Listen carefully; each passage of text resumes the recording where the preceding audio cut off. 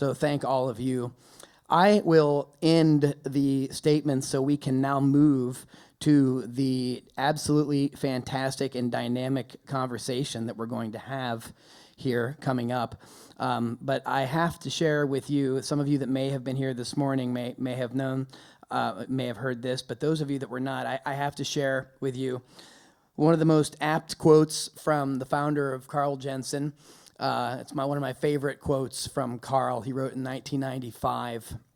And I wanted to share it with you because I think it's so, well, it's really relevant to what's going on today in our media.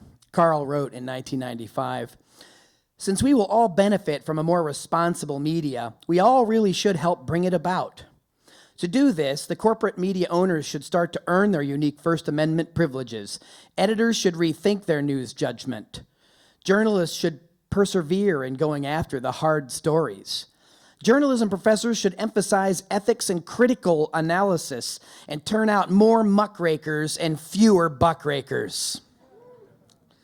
The judicial system should defend the freedom of the press provision of the First Amendment with far more vigor, as we saw they just did with Amy Goodman in North Dakota this past week. It was sad to say that was kind of almost a surprising development, given how much cynicism is around what goes with media. But this is what is supposed to happen, right? The courts are supposed to protect the First Amendment and journalists, not shoot the messenger, which is what the government does with Chelsea Manning, Edward Snowden, and Julian Assange particularly. And that's very ongoing. Carl Jensen went on to say, "The public should show the media it's far more concerned with the high crimes and misdemeanors of its political and corporate leaders than it is with the crimes and gossip of celebrities. The effort will be well worth it." I couldn't agree more, and 40 years later, here at Project Censored, we still think it's well worth it. And we thank all of you for you thinking that it's well worth the effort. And thank you so much for coming this evening. And I would like to now introduce our illustrious panel to you. So thank you, everybody, for coming. We have the distinct pleasure of having some wonderful friends and guests here. And they can all come up and sort of populate the table as I make room and clean my junk off the table. I would like to, I'm going to read everyone here for you, and then you can give them a warm welcome. Abby Martin is the creator and host of the Empire Files, an investigative news program broadcast weekly by Telesur English. She's former host of RT's Breaking the Set and founder of Media Roots with her brother Robbie Martin, who is also here today. Abby Martin contributed to a chapter in Project Censored in 2017, and Abby, once upon a time, used to come and shoot our videos, work with us on KPFA radio, and just an honor to be working with you, and it's so exciting to see the very important work that you're doing, Abby. I'd like to also bring up Mnar Muhawesh from Mint Press News. She's the founder and editor-in-chief of Mint Press News and host of the program Behind the Headline. Project Censored judges selected one of Mnar's news stories for inclusion in the top 25 this year on Syria, an ever-timely story. And she also contributed to another chapter in Censored 2017. And Mint Press News is live streaming the event, from my understanding. So, Mnar, it's a pleasure to see you. Our next guest, Mark Crispin Miller. He is a professor of media culture and communication at New York University, author of numerous articles, books on media censorship and election fraud, including Loser Take All, Election Fraud and the Subversion of Democracy, 2000 to 2008. He's the curator of Open Road media series Forbidden Bookshelf, a project that republishes titles of America's repressed history that focused on issues and events that are too often left in the dark, including abortion, organized crime, the CIA, financial inequality. Mark Crispin Miller, I am proud to say, wrote the foreword to Censored 2017. Thank you, Mark. Last but surely not least, David Talbot. David is the best-selling author, most recently of The Devil's Chessboard, Alan Dulles, the CIA and America's Secret Government. Talbot was the founding editor of Salon.com. His most recent endeavor is Hot Books, a new imprint in partnership with Skyhorse Publishing that's producing hard-hitting, muckraking titles on key issues of our time that often escape the attention of the corporate media. And it is an honor to not only know, but work with such wonderful people. And I'm going to turn things over right now to Abby Martin.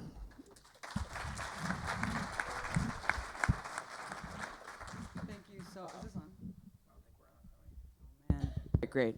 Well, it's great to be back. Yes, now I can hear it. No, I got my start with Project Censored. I was an anti-war activist, and then I realized that media was really the most important issue of our time, because no one can hear about any issue that you're fighting about unless there's some sort of media platform to get that issue across. So they took me under their wing and really taught me so much about this program and media literacy. And I think it's one of the most important, if not the most important, media organizations in the entire country, if not the world, because instead of journalists sitting in their elite ivory towers in DC telling you what the news is based on their agenda and financing, this is coming from the ground up. This is coming from research from students all across the country that are telling you, this is what impacts us. This is the news that impacts our communities. And it's really a beautiful thing to see all of this research pulled together in such a huge project and come to fruition every year in such an amazing, impactful book.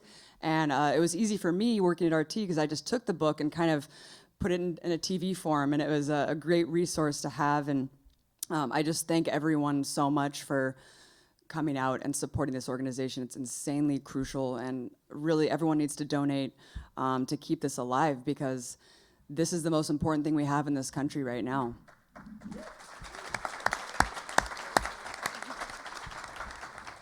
So is it just me, or have you guys heard a lot about Russia lately? So as someone who's been called a Russian agent a lot, wow, really scary times we're living in, and a lot of you grew up during the Cold War, so I know that this is not a joke. There's a lot of really intense rhetoric going on, and I wanted to start off this conversation tonight just by dissecting a little bit of it, especially coming from RT, being called a Russian state propagandist for so long, when really understanding how Russian media works, and it's a lot a lot different than it's projected, this cartoonish depiction of Putin sitting us down at a round table and telling us what to say every week. Really, I kind of steamrolled my editors and producers and was able to do a lot and pave a lot of editorial freedom. And I think it shows you that a lot of the people that we see on the news today, it's not like there's some grand conspiracy, top-down, people who've watched Outfoxed. Yes, they get notes and stuff sometimes, but really these people believe in American exceptionalism. They believe in this new Cold War reset. And it's kind of exemplified with a couple emails that I got in the last few weeks. BBC, I got an interesting email from them saying, I'm looking into links between far-left, far-right activist movements in the US and the Russian government. Slightly hazy at the moment, but I can say that I've seen some evidence of groups or people potentially being funded by the Russian government. His evidence was just that someone who worked at RT used to be into Black Lives Matter and now supports Trump. So it's these far-reaching, things that are coming from the establishment press, really reaching there, saying that Putin himself is actually directing people working within Russian media to support and promote Trump. I mean, that's batshit crazy. And then Media Matters, which I was actually surprised about. They reached out to me wanting to comment, and I was like, oh, yeah, of course I'll give you a comment on Russian media, and let's talk about it. And I was really alarmed to see that the response, kind of the same thing as BBC. Just asking you as a former RT employee, what do you think of Donald Trump's ties to Russia? How do they work together? How does Putin and Donald Trump work together? I was like, I have no idea what the hell you're talking about, and you should actually be ashamed of yourself, because I thought really highly of your organization, and I'm alarmed that you're actually coming at me with this. Then I had an interesting phone call with Samantha Bee's producer, who's this liberal bastion on Comedy Central, kind of a Democratic apologist, and also just totally fell prey to this Russian propaganda, anti-Russian propaganda rather. He called me saying he wanted to talk to me about Kremlin propaganda. I thought that it was going to be a little bit, more critical than that, not as black and white, but sure enough, it was just coming at me full force saying, tell me about the intricacies of how Putin's top-down media machine works. And I was just like, what is happening here?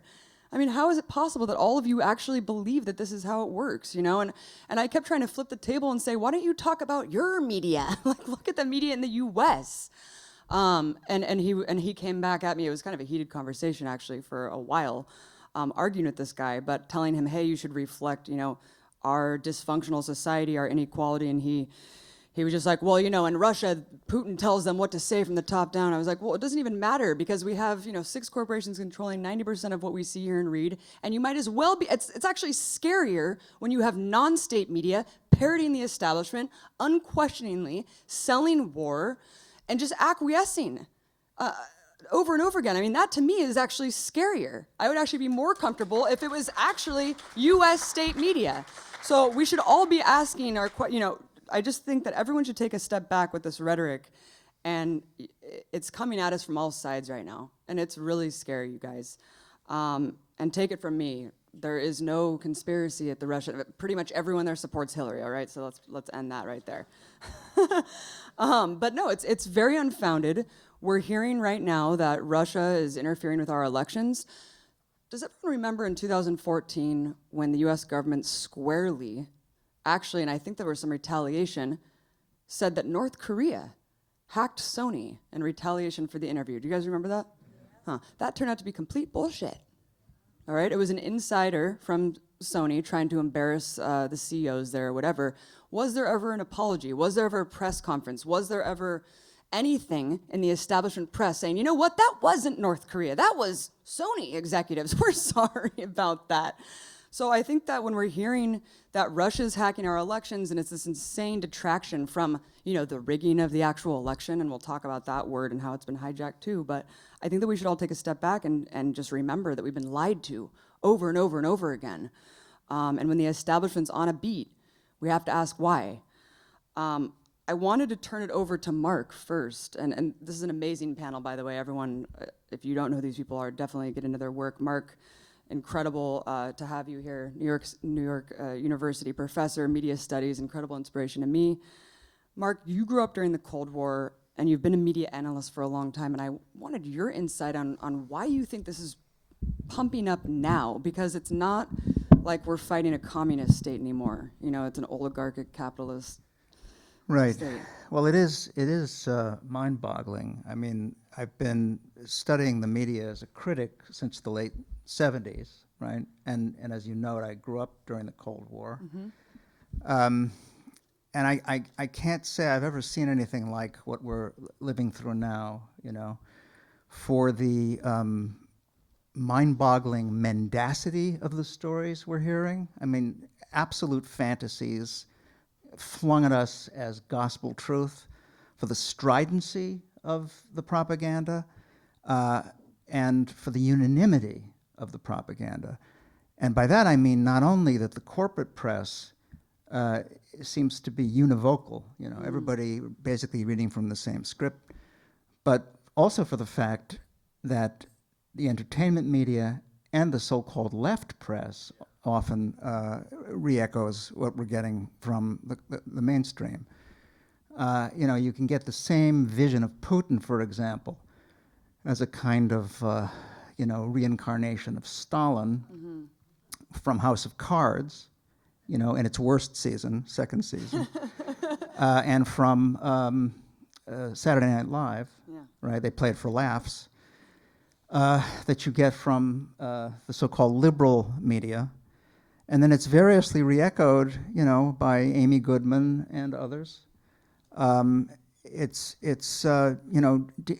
deeply troubling and extremely dangerous, to say the least. I wanted to, thank you. Thank you for applauding that sentiment. I want to read something. So I had a feeling you were going to ask me about this. This is a very sobering passage from the Berlin Diary by the great CBS newsman William Shirer. When he was over in Berlin from 34 to 41, he kept this diary clandestinely, kind of like Winston Smith, in 1984, and he smuggled it home with him, and it became a big bestseller. And I don't know, this would probably strike some people as provocative, but I have a feeling that in this room, where I feel unusually at home and remarkably relieved to be here, I think that you'll take the point. This is from August 10th, 1939. How completely isolated a world the German people live in. A glance at the newspapers yesterday and today reminds you of it. Whereas all the rest of the world considers that the peace is about to be broken by Germany, that it is Germany that is threatening to attack Poland over Danzig, here in Germany, in the world the local newspapers create, the very reverse is being maintained. Not that it surprises me, but when you're away for a while, you forget. What the Nazi papers are proclaiming is this, that it is Poland which is disturbing the peace of Europe. Poland which is threatening Germany with armed invasion and so forth. This is the Germany of last September when the steam was turned on Czechoslovakia.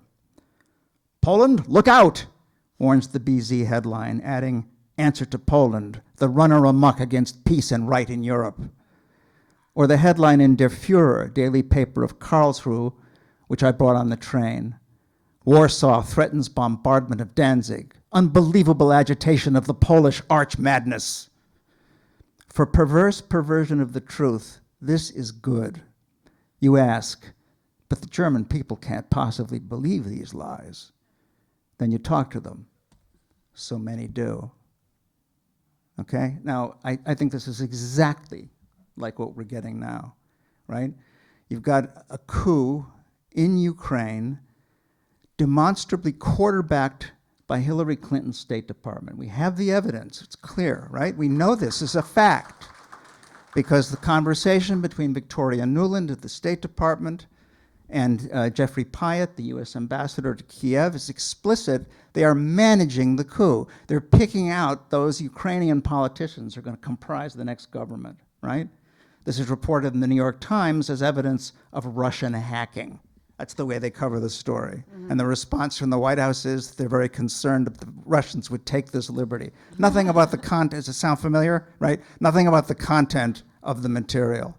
Then, a politician in Estonia, there's another hacked phone conversation, tells Catherine Ashton of the EU about the fact that many people in Ukraine believe that the massacre by snipers of people in Maidan Square was actually the work of the coup plotters, not the work of the corrupt president's police. So this wasn't even mentioned in the New York Times or anywhere else. This is explicit evidence that the United States is the aggressor in Ukraine, that we started it, that this is part of the general encirclement, right, of Russia by NATO, right? We're all over the... Nevertheless, what we get in the United States press is exactly the opposite.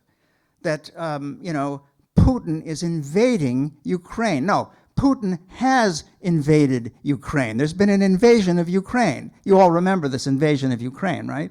Big invasion of Ukraine. Evidence came forward, pictorial evidence, photographic evidence, all of it exposed outside the pages of the New York Times, etc., as fake. It was all bogus. The sky is crammed with military drones. You'd think they'd find a photograph of this invasion of Ukraine, right? Which hasn't taken place. It never happened. The same with the seizure of Crimea. I could go on. I could go on. The fact is that on the basis of decades and decades of anti-Soviet propaganda, right, which builds up in the minds of millions of Americans as a kind of sediment, on that foundation, then, the government and the press together push this new image of Putin as a dangerously expansive Soviet Russian dictator, a strong man, right? A guy who murders journalists, right? We hear this over and over and over again, and the frightening thing is that so many people, so many educated people, so many liberal Democrats, just like the biggest dullards walking around the United States in 1953, the most credulous members of Joe McCarthy's audience, there is no difference. Everybody believes it 100%. That's frightening, okay? That is an example, that's just one example of the many ways in which the problem that Project Censored deals with poses a serious threat to our welfare, right? Every horrible thing that's going on now is arguably the result of the failure of our press to do its duty under the First Amendment. Whether it's this freak show of a presidential race, the total corruption of our voting system, whether it's the daily summary execution of American citizens by our police, whether it's the prison industrial complex that we see around us, the longest prison strike in American history has been going on for a month. It never gets any coverage whatsoever. Whether it's the ongoing public health catastrophe of the MMR vaccine, okay?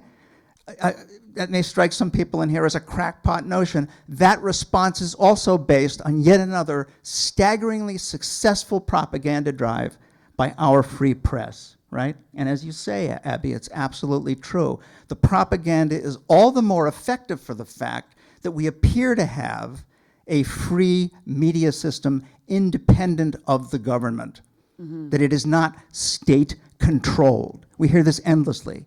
There's the Russian state-controlled media, the Chinese state-controlled media, Venezuela, Iran, it's state-controlled, not like us, okay? But see, propaganda always works particularly well. It's at its most effective when it comes at you as something other than propaganda, see? That's a fact.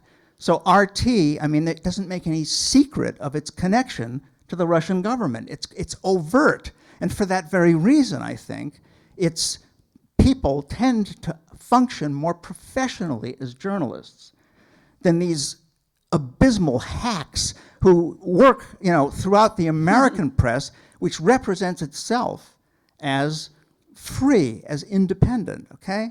Well, if that's an example of an independent press, then we're all completely, as children present, we're screwed. You know what I'm saying? We're absolutely screwed. I'm going to jump in here, and I think that I'm going to move it over to David, because, David, you've researched the CIA so extensively. What is your response when you see Hillary standing up there and, like Mark was saying, deflecting from the content of the leaks and just continuing to say, how dare Russia usurp our elections, undermine our democracy, steer this whole country? It's like, man, how many times has the CIA interfered in other countries' governments and elections? Yeah, it's the height of hypocrisy. Well, I agree with much of what has been said here. I must say, though, that I, as an independent journalist, wouldn't really like working in Putin's Russia or Ukraine either. I have a friend who runs a Ukrainian publication, and 2 of her lovers and partners have been assassinated in Ukraine. There's lots of intrigue, political intrigue and violence there. But I do believe that RT in this country plays a very useful role, because I agree with Mark that our own media system, is so heavily propagandized and corporate controlled and gets more and more carnival-like every day, that it's basically useless at this point as a vehicle for useful civic information. But I don't want to give the impression that I think other countries have more open, systems of journalism. And I would certainly also have deep problems with most countries. I think that obviously the national security state is our religion. We live in a country that's been at permanent war throughout my life. That begins to eat away, rot away at the soul of a democracy. There's no way that you can have an empire in a permanent state of war and have a viable democracy. So we're now in a situation where we have a campaign that doesn't ever discuss the elephant in the room, that we don't ever discuss peace and war anymore. When I was young, when I was the age of students here, we were in the streets all the time. We had an anti-war movement. We had media that actually was forced to cover the anti-war movement because the protests were large and very disruptive. We lost, but we won. It was complicated. But certainly today we don't have oppositional movement that way that raises the questions about, should this country still be involved in the Middle East? Should we still have boots on the ground invading Mosul? We're invading Mosul again. Don't you feel you're in Groundhog Day in this country? It's unbelievable. And yet I don't see the outrage there. And yes, partly and to a great extent, it's the fault of our media that's bought and paid for. I see people that I helped train at Salon who are now on CNN, Jake Tapper and others, and they're just part of the same tapestry, you know? And you get to be kind of, frankly, fatalistic at some point and go, you know, where are the conscience of these journalists? And why aren't they challenging authority more aggressively? But what it comes down to, and what it's always comes down to, is like the old, motto that Scoop Nisker, the great, hippie journalist from the 60s and 70s up till the current day in the Bay Area. He had this saying that he signed off with on radio: if you don't like the news, go out and make some of your own. And my feeling always as a journalist, from the time I was in high school, creating, a student journal that got me thrown out of my high school, was we've got to create our own media. Because once you go inside the belly of that beast, there's no way to do viable work for any extended period of time that challenges authority, that challenges conventional wisdom without being punished and sidelined. I was just on stage with Chris Hedges, the great Chris Hedges in Berkeley the other night. And of course, Chris was in the belly of the beast for years at the New York Times and did terrific work as a foreign correspondent and challenged Israel and challenged the State Department again and again on his reporting in the Middle East and the Balkans. But, Chris ultimately did have to make a decision to leave because his life was becoming unviable at the New York Times. And so the challenge is, can we create the alternate institutions that reach people, that have an effect, that become part of the national dialogue? I started Salon for that reason, and we did for a while, I think, had a run at that, because we had original journalism that was running counter to the mainstream sort of narrative, and we challenged that. We paid for investigative journalism. And then what happened was Arianna Huffington business model took over. Hey, I'm not going to pay anything for anybody, and I'm going to become a millionaire. And she did. And that business model won out. And then clickbait took over instead of deep investigative journalism. And so now I look at this kind of thing that I helped create, the digital news culture, and I'm really deeply dismayed, except for pockets like us here and there, people doing the work. But to really be in the mix, you have to build a professional newsroom. You have to build a newsroom where there's journalists who are trained, who are experienced, who are capable of going out and doing the legwork and the investigative work and pulling the documents and, frankly, working with hackers. Because as Chris said, there are no leakers anymore in government. They're so closely monitored. We live in such a repressive state at this point that whistleblowers can't even do what they want to do, their patriotic duty, without being busted by the government. They're constantly being surveilled and monitored. The lid is so tight now. So we need people like Julian Assange, and this blowback against Assange is very dangerous. And how the left has bought into it and has vilified him, because he and the hacker culture is the only thing standing between us and complete ignorance about the way that power really works. So 2 things I'll leave you with, and I'm done for now, is yes, we have to build our own media, and we have to continue to encourage and support the hacker culture, because there is no democracy at this point without that free flow of information. Yeah, I totally agree, and it disturbs me greatly that his internet was shut off, and wow, that's insane. I mean, that's a human right. So I'm really curious to see what's going to happen next, and it's really sad if the Ecuadorian government kowtowed to the empire on that one. Trying to ask my bosses about that. Tell us more. Mnar, I want to turn to you because you have a really interesting story. Similarly to me, you have been viciously attacked in the establishment press because you have been at the forefront of cutting through the Syrian war propaganda push.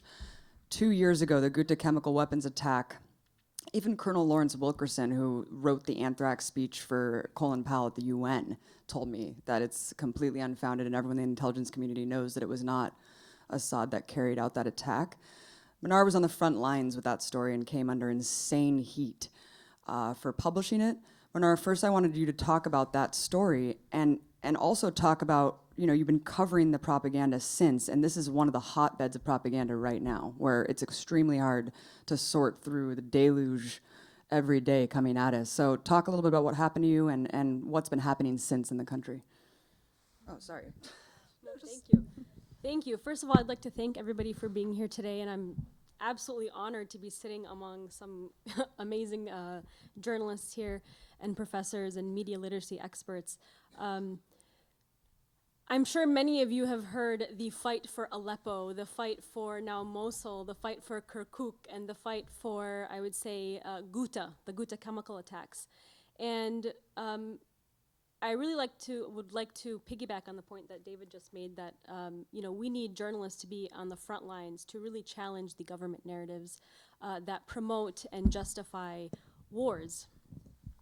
Well, Mint Press was on the front line of that propaganda to challenge the narratives of war when it came to Syria. When the Ghouta chemical weapons attack took place, we had a journalist on the ground, actually 2 journalists on the ground by the name of Dale Gavlak and Yahya Ababne. And immediately, 2 days after the Obama administration had said that that Assad had crossed the red line and had committed basically a chemical weapons attack against his own people, that he was gassing his own people.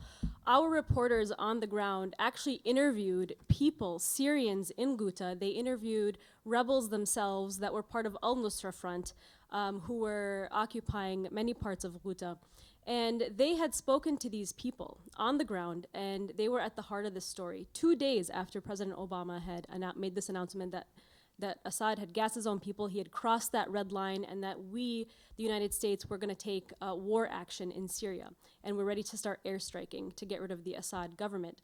And our reporters spoke to these people on the ground, and what they told us completely changed the course of history and the war narrative inside Syria. We spoke to people on the ground, and they had told us that the rebels, very specifically the al-Nusra Front, were being provided chemical weapons capabilities from the Saudi Arabian government and the Turkish government. And of course, when we published this report, the story, of course, went completely viral within just a couple of minutes. Our website had crashed because we were getting over 100,000 unique visitors every 3 minutes to our site. And we had to ask antiwar.com to host the story on their website. And of course, all the traffic had gone to their website. And we were kind of panicking and trying to figure out how we can get our website back up. But there we were, a very small, independent, 6-month-old news watchdog journalism organization in Minneapolis, Minnesota, led by me, a 25-year-old Muslim Palestinian American journalist, the first of its kind. And thank you. And we had done what no other news agency in the United States had done, which was to challenge that narrative of war. And what we saw happen when that story went viral was so amazing, because the fact that we were getting so much traffic from not just the United States, but all around the world, and it was being talked about on every media channel or organization across the globe, except of course the major news organizations here in the United States, was a huge sign that people didn't want another war.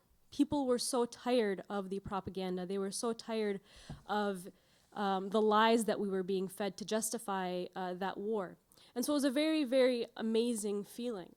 But 2 days after we published this story, our reporter who wrote the story and translated the story, Dale Gavlak, had received a phone call from the Associated Press, who she had also worked with. She was a stringer. She freelanced for Mint Press, and she freelanced also for the Associated Press.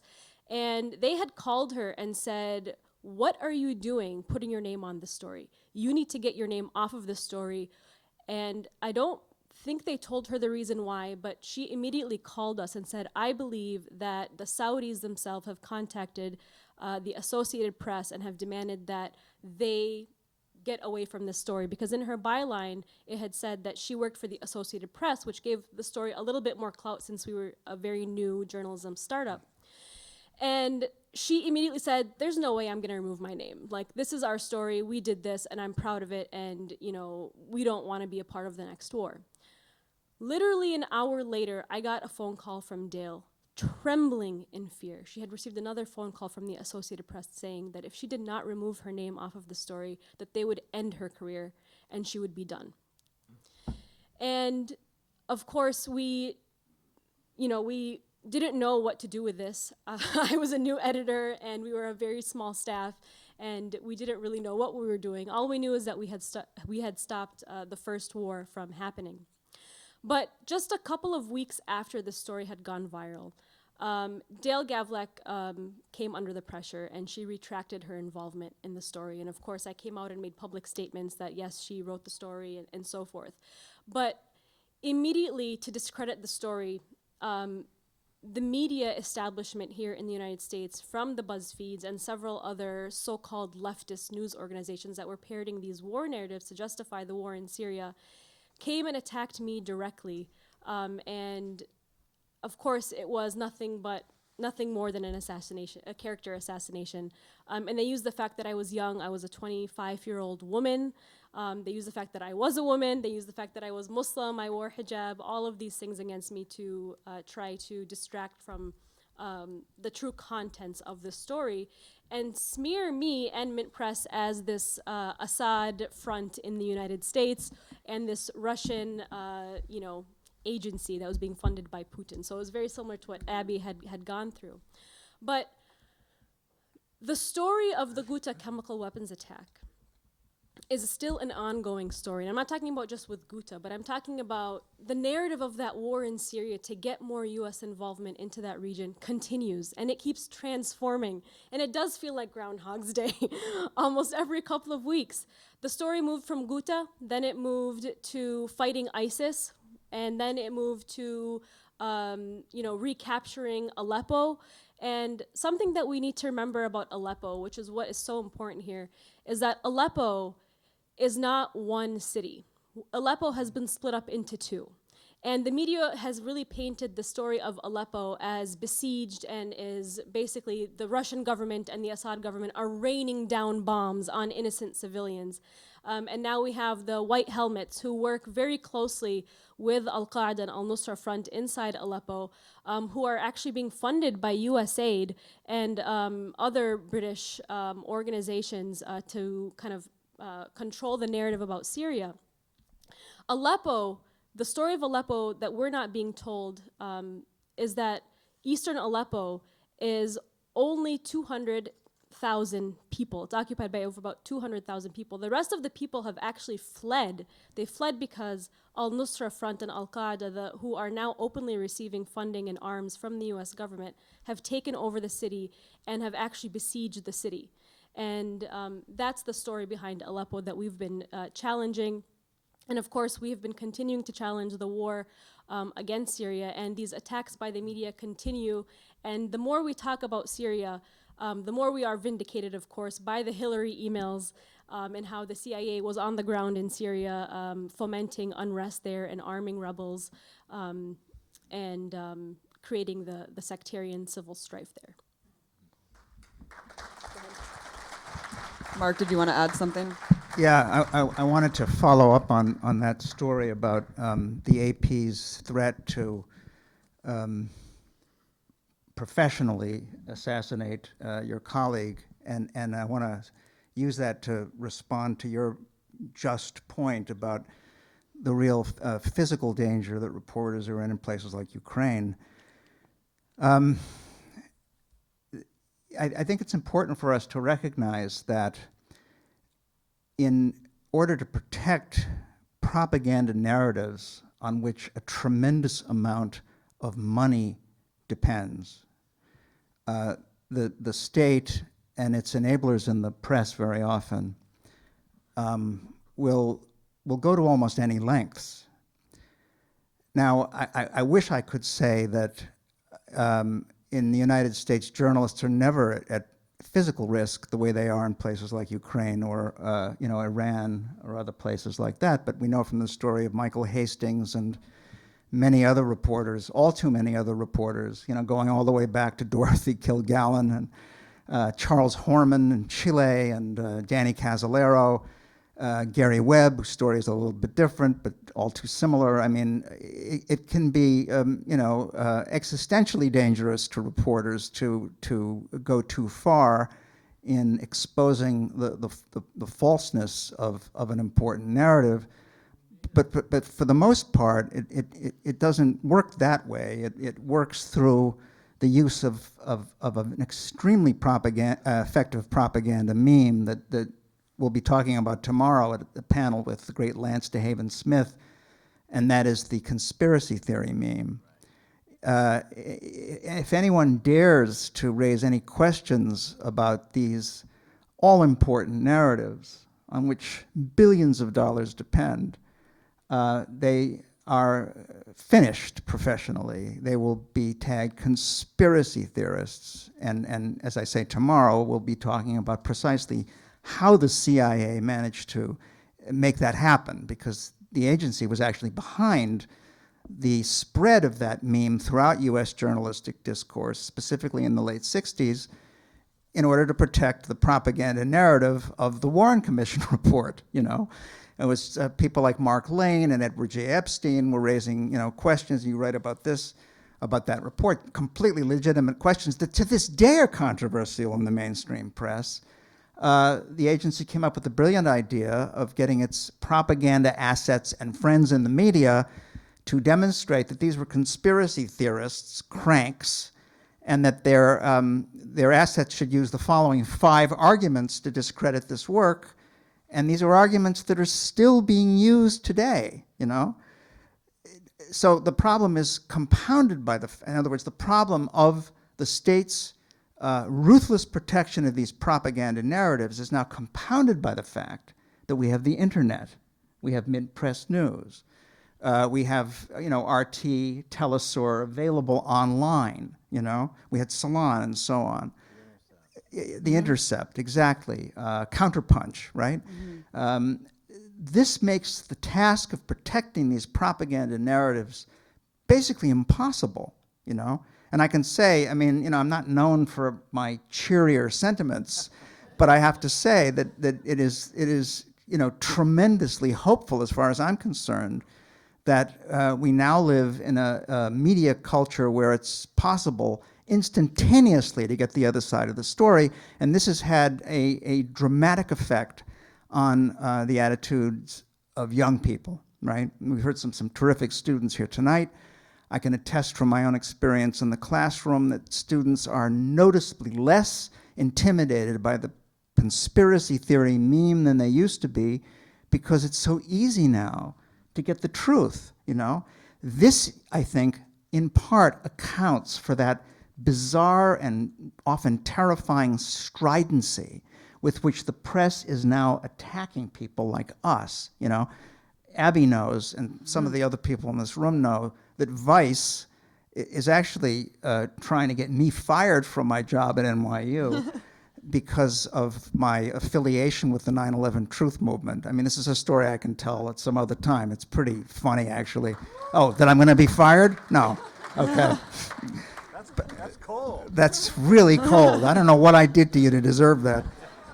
At any rate, the point is that telling the truth is always difficult, right? Ask Socrates.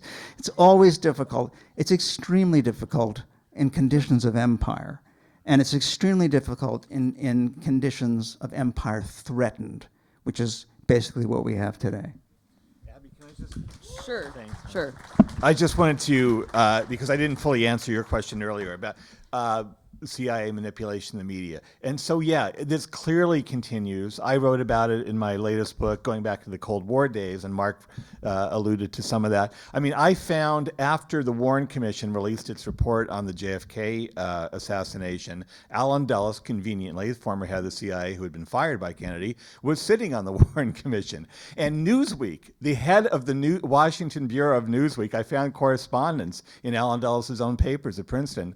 The head of the Washington Washington Bureau of Newsweek went to Dulles and said, would you please basically vet what we're doing here when the Warren Report comes out? Will you read what we're writing about it here, the coverage, because we're under a tight deadline and we need your expert opinion. So basically they gave, before in advance of publication, their coverage of the Warren Report to Alan Dulles, a person who had a dog in that fight, let's say, to look at. And then the guy writes to him afterwards, thank you, Mr. Dulles. We could never have done it under deadline without you basically editing and reviewing our coverage of the Warren Report. So that continues to today. I have a book that I published by the great Nicholas Scow, who's an investigative reporter who wrote about Gary Webb, in fact, in Kill the Messenger, which was made into a great movie that no one saw, strangely. It was dumped by Hollywood, Focus Features. And it's a terrific film, though, and you should all see it and read the book. But his book, his new book for Hot Books, my imprint, is called Spooked, and it goes into great detail about how the CIA continues to this day manipulate the media. The media has become even more craven in some ways now because media has been downsized. There are fewer and fewer jobs. Those jobs that still are, particularly the elite jobs for the leading newspapers that have the resources to cover national security, are in big demand. And the only way that you keep those jobs is if you play ball with Langley. I mean, that's, everyone knows that. So Nick goes into great detail. He got some national security reporters from the Times and other places to actually give him honest interviews. It's very interesting. And of course, Hollywood now is a big part of this equation. So whether it's series like Homeland or movies like Zero Dark 30, there's great and intense cooperation between Hollywood producers and the CIA and all this. And then the final response I wanted to say to another question: why is this happening now, Abby? That the new Cold War, the new hysteria about Russia. I think it's because we were allowed to remake the Middle East along the neocon lines that had been planned for years by PNAC, that group, and basically the plan for Iraq, for Afghanistan, and Libya was all put into effect. The last, bowling pin standing was Syria, and Russia got involved there. And that frustrated, the ambitions to complete the map in the sort of neocon vision that Bush and others and Cheney had in mind and continued throughout the Obama administration. And so when Russia got in our way in Syria, that's when all hell started to break loose. That's when they were truly demonized. Go ahead.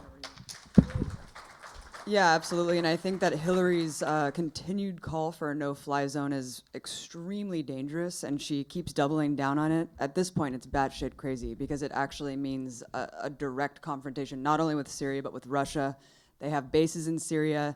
We have bases in, 700 bases around the world. That was one of the Project Censored story this year is 70% of nations. I mean, it's absolutely insane, the reach of the U.S. empire, and to deflect this to Russia is pretty astounding. And Hillary continues to double down on this point that would cause mass civilian casualties. She even said it herself to private banking CEOs that it would kill lots of Syrians. So that's her private position. I just wanted to add a point about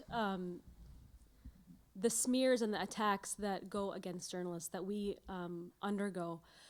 Censorship doesn't just come in the form of a story not being covered. It also comes in the form of these attacks, these continuous attacks against journalists that we saw with our reporter, Dale Gavlak, with the ridiculous smears that took place against our reporter, Yahya Ababne, and the continuous, caricature that has been crafted about Mint Press as this Assad agency or this Russian agency, this Iranian agency in the United States. These kinds of smears are created and they are perpetrated because they want us as reporters to stop doing what we're doing. They want to silence us. We're seeing that now with Julian Assange. He's being painted as this Russian agent, and he's promoting Trump, even though he's helping expose our rigged electoral system. So I was really, really, really excited to find out about Project Censored because for so long I had, at the time when I was first attacked by BuzzFeed, who The writer of the article, of course, is a notorious neocon who's tied to the State Department and tied to actually PNAC, Rosie Gray. We all know Rosie Gray. But when I was first attacked through this character assassination, it felt really, really lonely. I had some of my own staff turn against me because they were worried. I mean, they're from Minnesota, suburban Minnesota. They were worried. This was the most exciting thing and the scariest thing that they had probably ever dealt with. But they were worried about their reputation. And I think that for a lot of journalists who are in it for the name, who are in it for, as a career journalist, they're worried about their reputation. And so I lost a lot of friends. I had people from leftist medias email me, specifically from Occupy Wall Street and from others I won't name, who said to me, Mnar, we read those articles about you and we're just not too comfortable working with you anymore, and, just no hard feelings. And I almost want to cry because I really felt so alone for so long.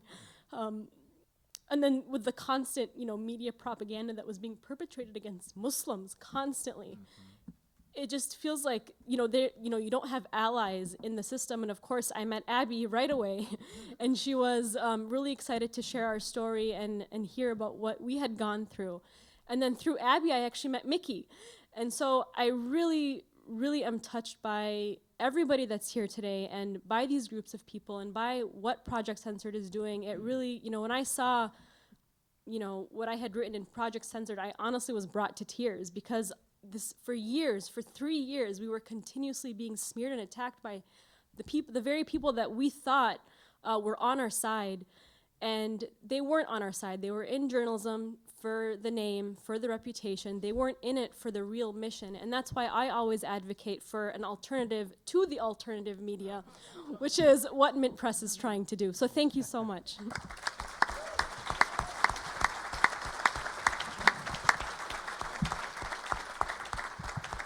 I know how that loneliness feels when Lawrence O'Donnell is calling you a conspiracy theorist with Jamie fucking Kirchick on TV, this rat who's like the troll who runs around and tries to shape all these narratives. He's also an FPI member, which is the spawn of PNAC. And once you learn all these players, you start to kind of get emboldened. Being called a truther, conspiracy theorist, and a Russian agent kind of take it as a badge of honor at this point. You should be proud because they have nothing else to go on, and they can't attack any facts that you say, and that's insane. So I wanted to talk about But they have endless resources, which we don't, unfortunately. Yeah, of course. And Mnar made a really good point about the intent of a lot of journalists in the establishment is they are in it for the career. It is an establishment kind of hackery when a lot of the journalists that I talk to are totally outside of the system because it's from their heart. It's hard to sell yourself out and take that route because how many conflicts of interest, how much advertising is going to be pushed and shoved down your throat, and you're not going to be able to do the work that you need to if you really want to be a real journalist. So many of them are never promoted or uplifted, and that's what Project Censored really does, and so happy to have you guys all here. I wanted to talk about the dog and pony show of our elections right now and about the Podesta emails that are coming out because, like David said, I mean, this is, hackers have kind of become our news source, the raw source, because whistleblowers are punished, of course, even more under Obama. And I think it's fascinating how little, I was looking up the Podesta emails, and other than a couple people who are actually searching them themselves and posting clips on Twitter and stuff like that, it's so hard to find any progressive or leftist outlets that are covering them at all. Like literally only Breitbart and a couple other just like alt-right-y blogs and stuff are picking up on these. And so of course the vast majority of people are gonna say, oh, I don't trust those sources, this is all biased, the leaks are fake. You have Donna Brazil actually making that audacious claim, completely unfounded. And also this rigging of the election thing, how people are mocking Trump for saying that. I think it's very funny, and Mark could speak to this because, everyone said the election was rigged this whole time. I mean, the whole system's rigged. What do you mean the election's rigged? Everything's rigged. That's why we have Trump and Clinton to choose from. So I find it really interesting that these terms You know, when pressed, all the cynical punditry sitting in their ivory towers are saying there's nothing newsworthy in these leaks. Yeah. Well, maybe for you assholes there aren't, but for us, it's shocking. I mean, this is all pay-to-play insider baseball stuff where you're finding out that people are getting questions in advance. The Clinton Foundation, they're giving favors to the Dubai king. I mean, all of this stuff is out there. And it's very shocking. I wanted to get your guys's, Mark, I wanted to talk to you about just kind of the rigging mockery, you know, especially since that's one of the stories in Project Censored is the algorithmic shaping of our views online, the Google searches, what are we actually getting? And also the voting, not the voting fraud, of course, that's a fake issue, but the election fraud. And I wanted each of you to just comment on, you know, this whole thing that Trump almost seems like he is an outsider, that he's this anti-establishment candidate because no one's covering I mean, the Clinton machine is at full force. The media is 100% on board with Clinton, and it makes him almost seem like this outsider. Well, yeah, I mean, it almost does. Of course, he's, you know, I mean, he's been an insider for much years. As a billionaire can be, yeah. Right. Well, right. And of course, you know, the Clintons asked for money from him. I mean, we know all this stuff. I mean, well, we don't all know it. A few of us know it. Their daughters are best friends, right? I mean, they're just a wonderful bunch of human beings. You know, can we just hear it for them, please? Thank you. Yes, for the Trumps, the Clintons. Yeah, really. I hope nobody ate before coming in here.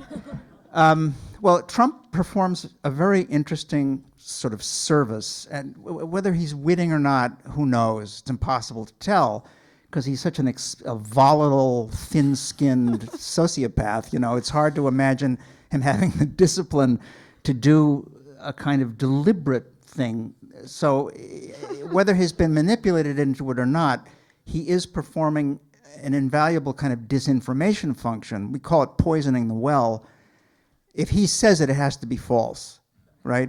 So he's been defined as absolutely and always lying. It's kind of the way, you know, decades of anti-Soviet propaganda represented communism. You know, communist propaganda, all propaganda was communist, and it was always false, it was always lies.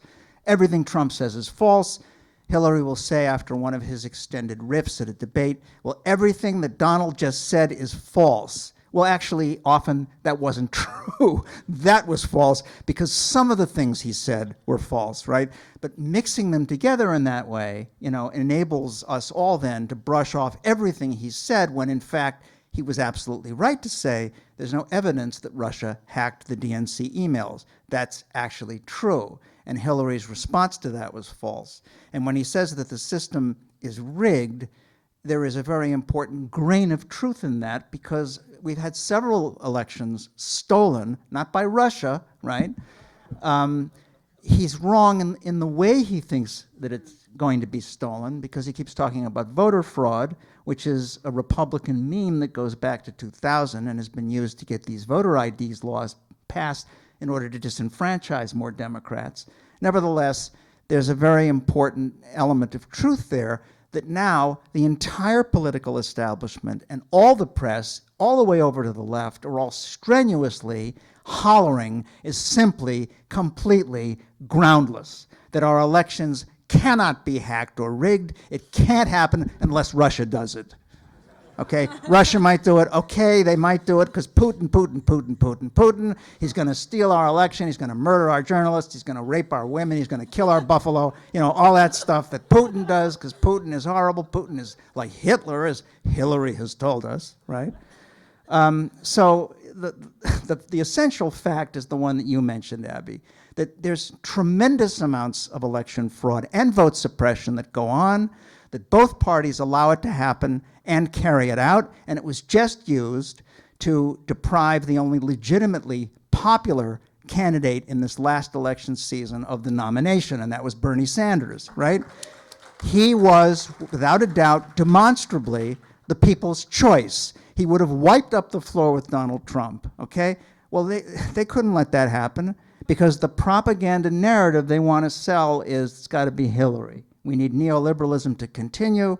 We need to have our first female president in place in order to keep pursuing the Bush-Cheney agenda, only making it much worse, The same way we've had our first African-American president do this, because it will put most Democrats and liberals sound asleep. They'll give him a pass. He can do this. He can start 5 more wars. He can crack down on civil liberties to an unprecedented extent and use the Espionage Act 6 times against whistleblowers, right? And he can, get his food policy from Monsanto. Well, Michelle has the organic vegetable garden. And, he can do all this stuff. And because he is an articulate, intelligent, African-American Democrat, notionally liberal, it's okay that he does this stuff because he's not a yahoo like Bush, right? Or an ape like Trump, right? So, I think the propaganda narrative is that one, that we have these progressive, diverse presidents who carry out these horrible, horrible programs, right? So for these emails to come out and to give us a look into the kitchen where this disgusting meal is prepared for us, they don't want to go there. They want to talk about that because all the truth is there. It's completely fixed. I just want to say one way that clearly things have been rigged against Trump. He was a ticking time bomb for, throughout the whole campaign. But they exploited that. He was a carnival act, and the ratings soared. I mean, it was great TV. So the media and, the head of CBS famously said, Trump is great for ratings. But when they realized this clown could actually win, and he was dangerous because he was so reckless, God knows what he would do in the White House, they had all this sex shit on him, ready to go. I mean, we know how that's played. I was in the middle of that during the Clinton impeachment with Salon. So this is how we get things done. That's how the elites get things done in American, electoral sort of battleground. It's sex.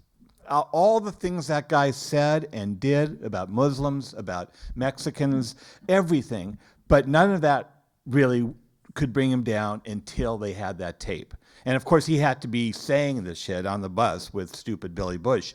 But because video is the sort of, that's it in America. It's, you live and die by the visual image.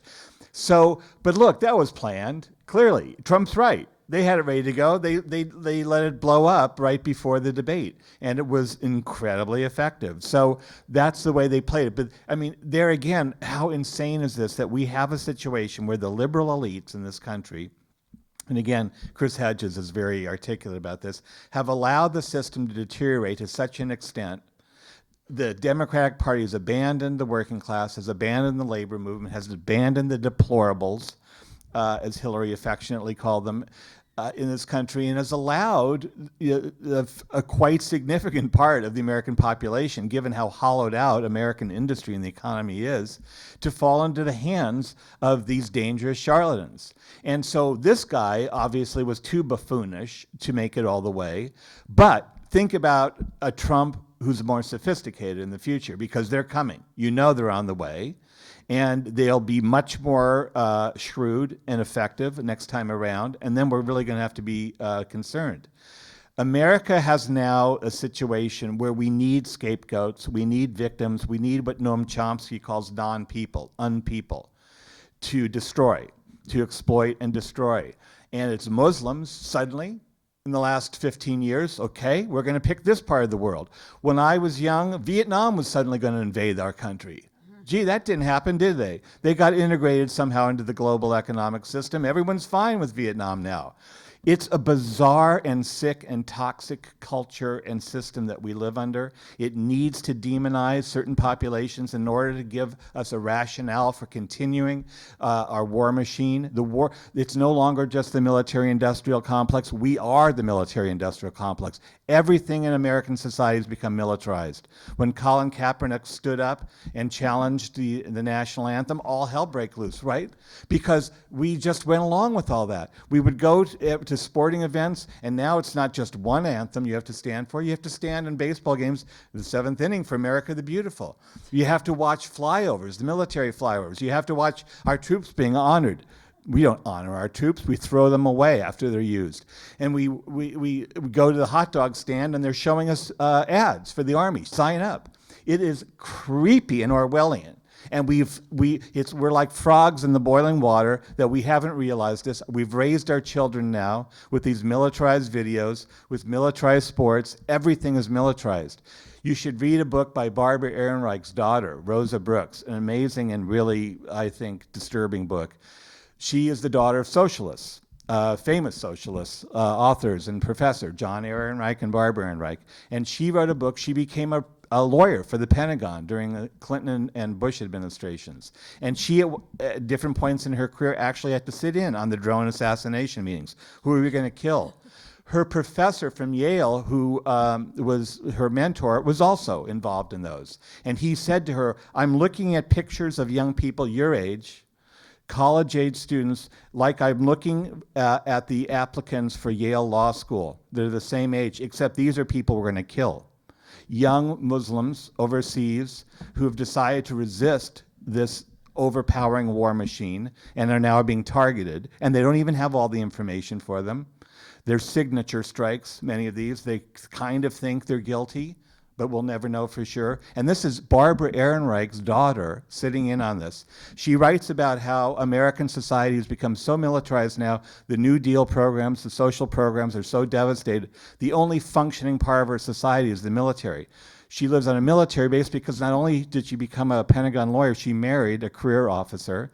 They live on a military base in America, and everything is smooth and efficient and clean on that base. As soon as you drive through the gate, she says, you come to wiped out, decaying America, jobless, homeless people. That's what we live in now. It's truly, I think, that's why science fiction, so much of what young people are watching now, it's science fiction, it's horror. I mean, I click around, on Comcast to see what movies to watch, and like 2/3 of this stuff is like scary, nightmarish movies about this dystopian future that we're living. One final comment from Mnar, and then we have to open it up to the Q&A. Sorry, Mark, but we can elaborate in the Q&A. Okay, I'll keep this short. Last night, I had the honor to sit next to Elaine Wellis, who shared her story of how she basically was saved at the Kent State massacre. She was shot at, and somebody took a bullet for her. And the reason we were talking about that is because she was protesting the Vietnam War. And we were discussing where in the hell is the anti-war movement today? And this has a lot to do with the elections, because we are left choosing between two people who are literally competing over who's more crooked. And if we watch the elections, that's really the kind of yes, or more violent.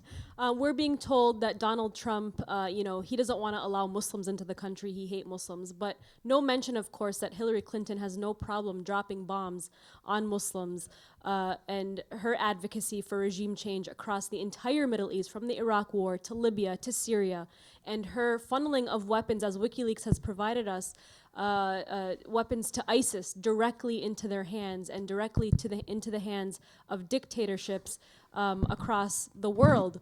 And so I just want us to reflect very quickly on the anti-war movement and what Bernie Sanders really left us with.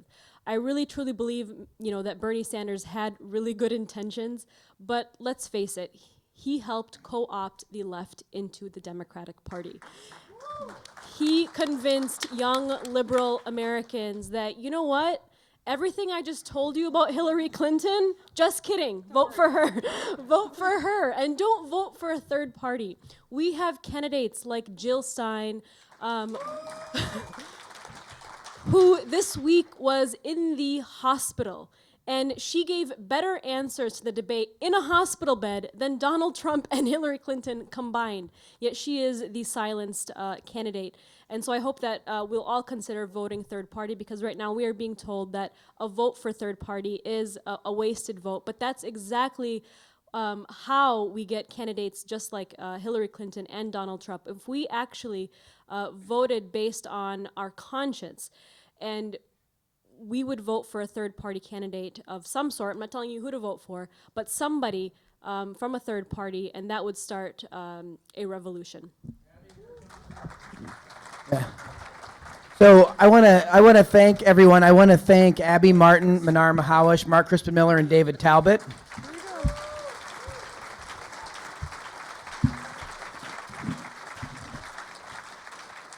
And what just happened in the last hour or so? Just imagine if that was on the nightly news broadcast. Just imagine if that was on repeat over at CNN, right? Well, just imagine, because it's direct and deliberate that it is not on those channels.